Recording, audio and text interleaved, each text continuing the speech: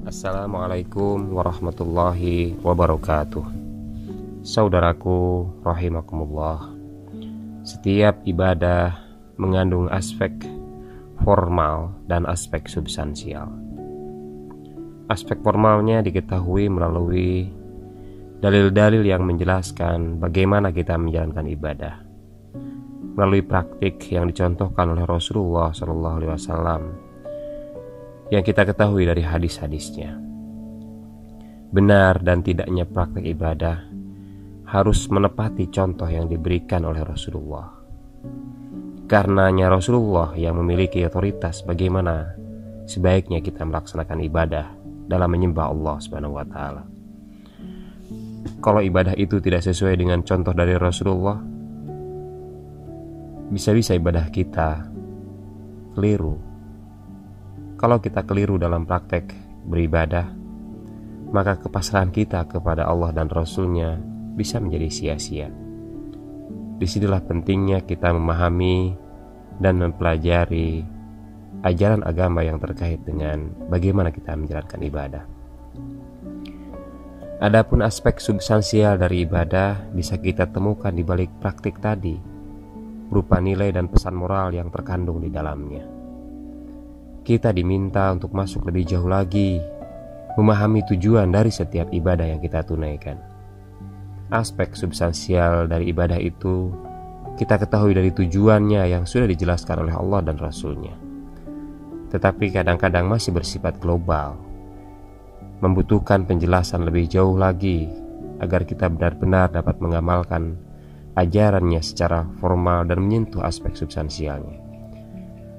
Aspek formal ibadah haji misalnya, kita harus berangkat ke Mekah di bulan haji atau bulan Dzulhijjah untuk melaksanakan manasik, baik yang rukun maupun yang sunnahnya dalam menjalankan ibadah haji.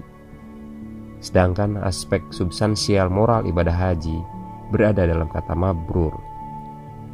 Kata mabrur ini mengandung makna yang luas. Bahkan ada orang yang mengurungkan ibadah hajinya demi menolong orang lain memperoleh predikat mabrur. Kita telah mendengar kisah tentang hal itu beredar dengan berbagai versi. Namun intinya semua sama, bahwa seseorang tidak jadi menunaikan ibadah haji karena uang untuk bekal hajinya diberikan kepada orang yang sangat membutuhkan pertolongannya. Pesan moral sholat terdapat pada kalimat tanha 'anil fahsya'i wal munkar. Namun untuk sholat tidak seperti haji.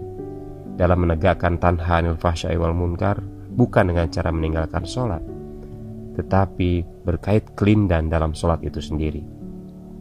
Kita dibolehkan menunda sholat hingga akhir waktu misalnya, atau bahkan bisa menjamaknya karena waktu untuk sholat digunakan untuk menolong orang lain. Kalau kita tidak tolong, jiwanya akan hilang, misalnya demikian. Hal itu menunjukkan pesan moral dan nilai dari ibadah dalam Islam bersama dengan memenuhi kepentingan dan kemaslahatan manusia. Nampaknya tanggung jawab individual dalam menunaikan ibadah mahdoh terkalahkan oleh tanggung jawab sosial dalam mewujudkan kemaslahatan bagi orang lain.